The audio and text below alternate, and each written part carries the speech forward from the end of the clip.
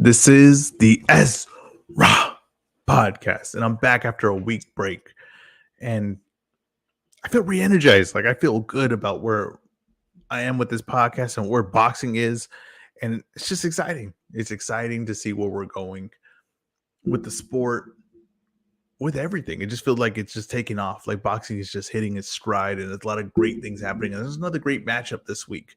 Last week was a lot of stuff thrown at us. I don't know if there was a lot of great matchups thrown at us, but there was a lot of stuff thrown at us.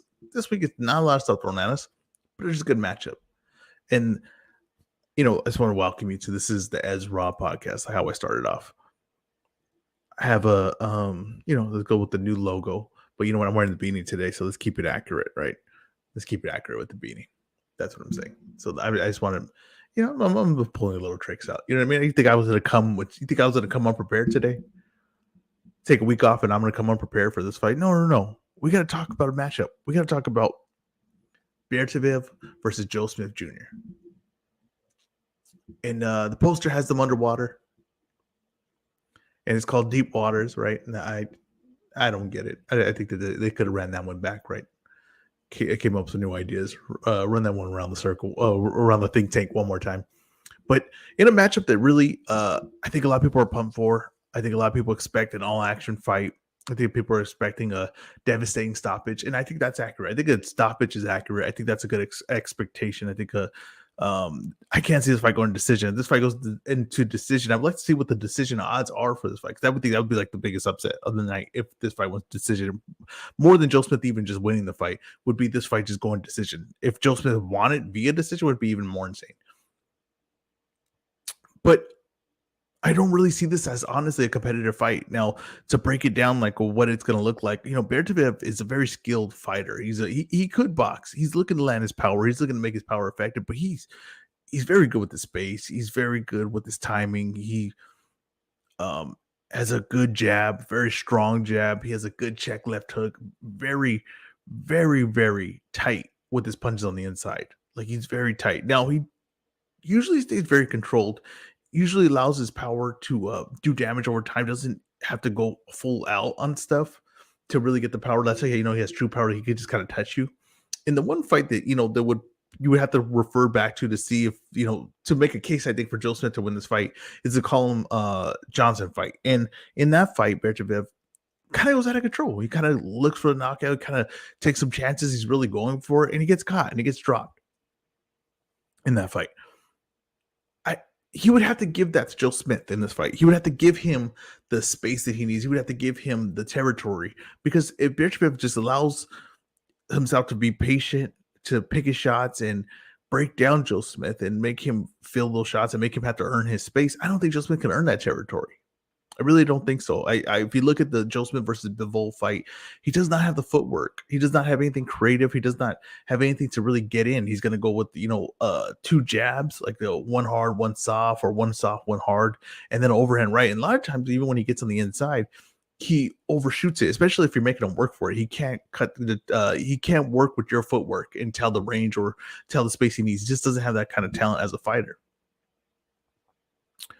And when his biggest win against Alvarez is that Alvarez allowed that. If you see, Alvarez does a lot of things where he just falls against the ropes with his guard up against his ears, his gloves up to his ears, and he allows for that space. He doesn't make him earn it. He doesn't give him anything to really test him going in. Like, this is what you feel this to come in. What are you going to do when I do this? What's your counter to this? What's to make you make another move? He never makes him do that. So Joe Smith just kind of is able to punch his way in and able to work on the inside.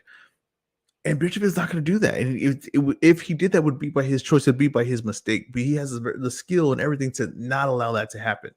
He has the skill to keep the space, to keep his distance, and be able to pick his shots when he wants. That's what I think happens in this fight.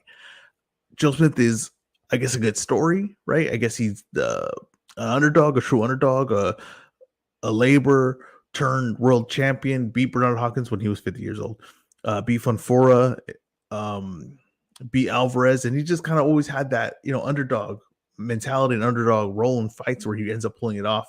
And he's the guy that, Hollywood would make a movie on, if we're being honest. And, it's a story that Hollywood likes. So it's a reason why this fight has a little bit of buzz to it. But I think that we're gonna get in there and you're gonna see one-sidedness in this fight for Beterbiev, and you're gonna really truly see the skill difference. And really what Joe Smith is, and maybe no one really wants to say it, is just a puncher's chance. But a lot of guys have a puncher's chance. I think he just might be a famous guy with a puncher's chance, kind of in the scenario. I think Beterbiev wins this fight. I think he does in devastating fashion. I think with around the third, fourth, and fifth round, he really starts putting on Joe Smith. And Joe Smith has a good chin, but I think that the damage is going to start to head up. And I'll take a seventh round stoppage in this fight. Now, where do we go from here for Beterbiev? I really want to see Bivol, of course, but I don't think that's possible. I don't think that any fights across the street are not possible. I think the yard fight, which is his mandatory, I believe, after this will happen. I believe that then after that, you would have to see where Beterbiev's contract is or Bivol's contract is with Matchroom to see if they can really make that fight make sense. I don't know what kind of ticket seller Beterbiev is for Top Rank, and we're going to see what Bivol is.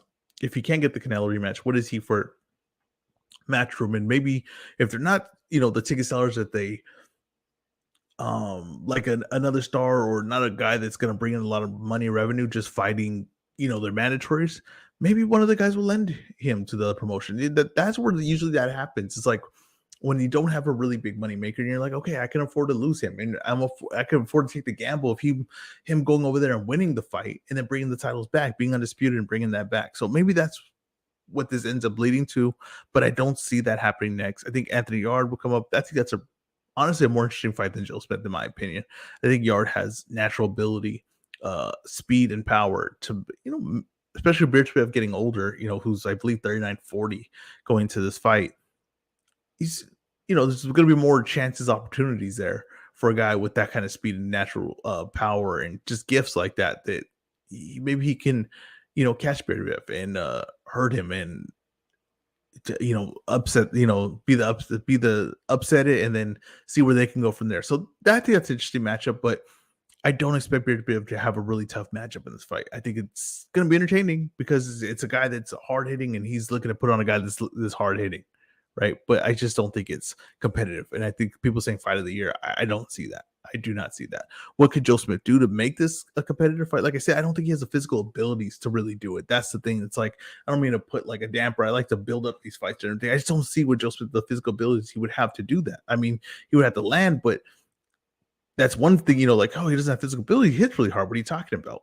Of course he does. He can just hit this fight and just end it with one punch. But you have to get to that punch, right? At that level, what are you doing to land that punch? What is he really going to bring to the table to land that punch? He leans too much to his right side. He's going to just do his two jab in and overhand right. And I just don't think that basic thing is going to do anything to Beterbiev. It's not something. It's something he's seen, throughout his fighting career. It's just really basic stuff. And Joe Smith's legs are very sloppy. Like, it's just not good enough to keep up with Beterbiev keeping the distance. So that's what I expect for this fight. On the undercard, we have Abraham Nova versus Robisi Ramirez in a really interesting fight and the best fight of the night. This is a co-main event because it's an even matchup. It's competitive. It's two guys that are on their way up. They're on the right there to being contenders for world title. And Ramirez, who beat Shakur Stevenson in the amateurs. Abraham Nova, who's been on a decent run and has, as a young career fought at 135, is working his way down in weight. Now he's at 128. And doesn't happen often, right? It doesn't happen where a guy starts off at heavier and then works his way down. But that's what's happening here. And Abraham Nova is going to have a pretty decent size advantage in this fight. I think it's going to come off like really clear when you see him matched up in the ring. Ramirez is going to be the more skilled fighter, in my opinion. I think the southpaw, good legs, good understanding of timing, distance, picks his shots really well, has really good eyes in the ring. And Abraham Nova is going to be the guy with, I think, at least more explosion, power, even probably possibly more speed with his hands. So it's going to be more physical ability versus, somewhat a bull matador, but this bull is skilled as well. He's just, I think early on Ramirez is going to be able to move around Abraham, and I think he's going to walk him into shots. I don't know if he has the power to really hurt Nova. I don't think he does. So it would have to be a consistent performance through 10 rounds. I think that's where it kind of get interesting, right? Because Nova, I think, is going to be able to land in this fight, and he's going to um, be able to match at least physical ability with Ramirez. So that means he'll be able to land shots. And I don't think Ramirez has faced anyone to the level of Nova yet, not even close in his pro career. I don't think Nova maybe hasn't fought anyone that skills Ramirez, but he's fought higher level competition. I think he's more proven at this point of his career. So that's why it's a very interesting matchup. Like I said, Ramirez, I think, can outskill him in this fight. Could win it. His best chance is winning a decision. His best chance is using his skills, moving around in a circle, walking Nova into shots, picking his spots, and getting out of range as soon as possible, as soon as he lands. Now, Nova's going to look to chase him down. He's going to look to land a straight right. He's going to, he keeps his head at center line a lot of times. He's not the best defensive fighter, leaves himself open for shots, but he's really explosive and he can explode into shots. He, if you put yourself in a bad situation, he will act fast on you in that bad situation. So I'm expecting Ramirez to win this fight. I think that it's going to be some shaky moments for him later in the fight, but I expect him to win a lot of early rounds. I expect him to just really walk around Nova and make Nova, kind of points just have him looking at him because he's trying to figure out the range and maybe exploding from too far away. I can see Nova doing that, get a little impatient. But as the fight goes on, I do think there's moments where he will land. I think there'll be spots where Ramirez probably possibly has to hold. We'll have to take rounds off, but he's going to be able to pull off a decision in this fight. And I think that puts Ramirez in a really good spot, really quick in his career. It's only going to be I believe, his 11th fight with the win over Abraham Nova. Either guy winning this fight is going to have some good opportunities, especially because Top Rank has some guys in the weight class, especially like a Navarrete, right next to Shakur Stevenson, who Ramirez already has a history with. So this is a interesting matchup. It's a great matchup. It's a matchup we don't get often in boxing. It's like two prospects both fighting each other to see who's going to become a contender. It doesn't happen often. I think this is a very interesting fight. I think it's going to be a very smart fight. I don't know if it's like, if you're not into like the X's and O's of boxing, I guess it might not be the most interesting fight to you. Might be kind of boring, but I think you're going to see some very smart things and very skillful things from Ramirez, and I think he's going to bring the best out of Nova. I think they might both bring the best out of each other. Like I said, I'll take Ramirez's decision in this fight. Nova's got to really be able to use his range in this fight, and he's got to be patient. He can't get frustrated in this fight. He's going to have to stay consistent, and he's going to have to find ways to touch Ramirez and put himself in a good position, especially if he can get Ramirez against the ropes. And that's going to be a key part, is cutting off the ring and forcing Ramirez in the corner, or forcing Ramirez against the ropes, where an opportunity where he can explode and Ramirez is a little bit stuck on where he can go movement wise. That's going to be a key for him in this fight. Like I said, I'm taking Ramirez in this fight. I think this is to be the best fight of the night. Now, I'm only 13 minutes in here. Like I said, it was not the most to offer here in boxing this week, but there's good quality. And I really believe that. Storylines, Charlo was supposed to fight this weekend, had to pull out through a back injury. I see people criticizing because there's a video of him at the club. I don't know what people want from from fighters. To me, Charlo, I have no knowledge. I never heard any rumor of him being lazy, not a hard worker, or anything like that. So one 20-second clip is not going to change my mind on Charlo, right? It's not going to make it, oh, look at him, he's lazy, or look at him, he didn't want to fight, or he just pulled out for some other reason. Listen, from all I know, he's always been a hard worker. He's always been in the gym. He has back injury. I don't know what you want from him. He's not going to be like in Batman where he's just hanging on a rope, for 40 days. It's not going to happen. Okay. He's went out. That's fine. He can enjoy himself. All these fighters have personal lives. They get to do things. He wasn't doing anything crazy. He wasn't doing backflips in the video. Wasn't riding a skateboard or anything like that. So I'm going to not let this 1 30-second clip really affect my thought process on Charlo. I don't think that he's suddenly lazy or running from a Selecki fight or having troubles in camp or anything like that. I don't think that. They just had an injury, and it's best not to go into these fights with any injuries. You're risking your life in there. So it's best to go in 100%, especially Charlo, who's looking for some big paydays. Why take that risk against a guy like Selecki, who is, could give you some problems, right? He's not a guy that doesn't know what he's doing in there. So that makes sense to me. Now, I did hear a lot of opinions on Charlo as far as, him not fighting top level competition. This is Jamal Charlo. we're talking about. This is the middleweight Charlo. And I think that that's fair criticism. Now, a lot of the times, you got to realize that the promotion makes a lot of the decisions for the fighter. A lot of the matchmaking, a lot of where he goes next in his career is due to what the promotion can bring to him, right? And if he has a deal with the promotion, he can't go anywhere else. So he's got to just take what the best thing the promotion can bring to him. And right now, the best thing that his current promotion right now, right, and his current management team with PBC gave to him was Selecki. Now, why wasn't Charlo or why wasn't Adamas? You can have your we can have our reasonings for that, whatever it was, but that's just not the direction they went. Now, this is a brutal sport. It's unforgiving. I think that a fighter should make the best decisions for him to make the most money. And if that decision to the paycheck's no different to fight some risky guy or a guy that's just mid level. I can't fault you for taking the mid level guy. I can't. Right? If you can make money with a less riskier fight, I can't fault you for that. I can't fault you the decision making. Now, if I'm as a boxing fan or as a person that does a boxing podcast, I can't be critical of the opponents you face. I can be. That's a fair, and you can't tell me, well, no, he made this. That's fine. That's beyond the point. We already said that's a good move. That makes sense. Okay, I get why you did it, but I'm gonna be critical that you haven't really fought anyone. Now, there's no one on his side of the street to fight, but there is Adames and Lara, and why weren't they considered in this fight? Why weren't Adames and Lara considered in this fight? Right? Why was it Selecki? Adames and Lara are, they fight on PBC shows. Selecki doesn't really. He's up in the air. I've seen him fight on DAZN. I've seen him fight HBO. So he's not even a PBC guy. He's not even one of the guys there. So why wasn't it that guy? Now, I'm not saying Charlo did it. I'm just saying that I would have felt better about this matchup if it was one of them. Now, I understand that he tried to fight Canelo. Like, that makes sense, of course. As a massive payday, big opportunity. Try to fight Canelo. Oh, okay, I get you. Canelo went a different direction. And then he did try to fight Munguia. But I feel like the Munguia fight was never really going to happen because, of course, Golden Boy was not going to give up one of the only three key pieces they had to make a fight for Showtime without them getting any really revenue back. Munguia getting paid, but not them getting any really revenue back for their investment, return on their investment. So that's why you see them trying to push a pay-per-view. Now, I'm not going to credit any of them for that. I don't think it was a realistic fight. Now, I'm sure Charlo was up for it. I'm sure Munguia was up for it. It's rarely the fighters that are not up for it. It's usually a promotion.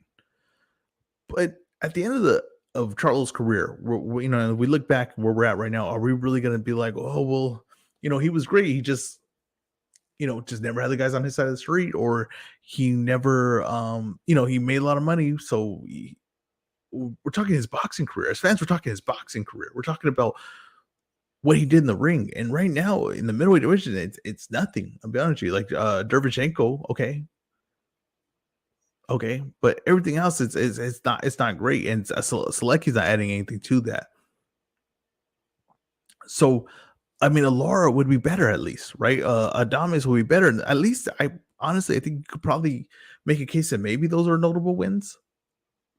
Right? There'll be notable wins for Charlo. But it's okay to be critical of his career because that's what we're going to do at the end of the day. Now, if he makes all that money, I'm happy for him. That this is a brutal sport. If you can make all the money you can, you should. And if you have to do it with taking less risks, like I said, I'm good with that. But we can also, it doesn't mean they can't be critical on the other side and say, who's he really fighting? And he hasn't fought anyone. And no one in the middleweight division has really fought anyone. But the truth is, and maybe people don't want to hear it, is, most likely the best win in middleweight is going to be Golovkin over Murata. And I know people want to put down who Murata is, but that's probably going to be the best one in middleweight. And that's with Charlo, Andrade, Janibek, and Munguia.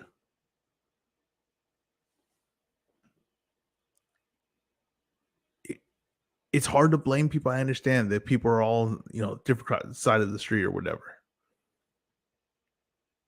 But we just kind of sometimes at the end of no matter what, at the end of the year, you're going to have to go with just the end result. The biggest fight this year is, or at least the best fight that could be made this year, is Terrence Crawford versus Earl Spence. Now, that fight could have been made last year, right? Like, they were two top guys last year and the year before that. Now, we didn't say at the end of every one of those years, like, well, really, they fought They were across the street, so let's excuse them for these things. No, we didn't. We were very critical. We said they got to fight each other. They got to fight each other. What do they got to do to get this fight done? They got to get it done. So let's be critical of the guys at middleweight. They got to get this stuff done. Now, Golovkin fought legit guy. I mean, if whether you want to say what you want, I don't know who you could have over Murata at middleweight. They would take him out of the top 5. I can't see it. At that point, he was a top 5 fighter. It was. Even if he took a long break, it don't matter. Pacquiao took a long break. Earl Spence take a long break. They're still top guys in that weight class until proven otherwise. Murata was still top guy in the weight class. Now, like I said, top 5 at middleweight ain't top 5 at 115. It's not. But it was still top 5 middleweight. You just in that point, you gotta just judge what the middleweight division is. That was top 5. That's gonna be the best one in middleweight. So I do want to see Jamal Charlo finally get a fight. Now, I don't know if it's fair to say, oh, you got to go to 168. I don't know that that's fair, because some guys just have a cap of where they can go. And maybe 168 is not going to be any good for him, because at 160, it's not like he's had devastating power at that weight class. So, and I think he's the kind of guy that really depends on power. I really think he needs his power to be effective for him to be a good fighter. So him going to 168, I think, could be a lot of trouble for guys like Benavidez and Plant, who are big, solid guys for 168, especially Benavidez. So it's hard to say, like, oh, you should go to 168. So I get the counters to all these arguments. I get the the excuses you almost want to make for Charlo for why he's in his position. But at the end of you got to realize that at the end of his career, we're only going to judge what's on paper. That's just the truth of it. You're only going to judge what's on paper. When people do the Hall of Fame, they don't do all these other things with like the context of where he was and why he didn't get these things. No, they're not going to do that. They're just going to say, who did he beat? What did he accomplish? That's all they're going to do. And with Charlo, it hasn't been anything in a while, really, at middleweight, if we're being 100% honest. Guys, please follow me on Spotify. Please hit the like button. Please subscribe on YouTube. Like I said, people, you go to YouTube. I mean, you go to anywhere. We go to the supermarket, and they're like, "You want to give $1 for this charity or anything like that?" That takes time and $1 from you. I just want a little bit of your time. Just hit subscribe, hit the like button. That helps me get my numbers up. That helps me get more awareness to bring more awareness to more boxing fans. And honestly, if you come across my channel, right, and you don't follow me on Twitter or anything like that, you just came across me talking boxing. If you leave this without subscribing, you'll possibly never run into my page again. And you're going to be like, what was that guy's name? As War, as Raw, as Tog. You're not going to find me ever again. Subscribe so you don't lose me. I'm going to talk boxing. That's what I do. You want to talk boxing. You want to hear boxing. I'm going to come with the takes. I'll come with hot takes. I'll come with medium takes. Some ice cold takes. I'm always going to break down fights. I'm going to talk every week on this. I took 1 week off last week. That was the first week I took it off in probably a year. If you guys want to hear some boxing talk, I'm going to do it. And I ain't going nowhere. I'm going to consistently do it. I only have about 5 consistent listeners right now, and I'm still consistent every week, and I'm studying and all those things. It ain't gonna stop. Please hit the subscribe button. Please hit the like. I'm on Spotify. I'm on Apple. I'm on YouTube. Follow me on Twitter. Follow me on Instagram. Follow me on Facebook. Just type in Ezra. I'll come up. Thank you guys for listening. Peace.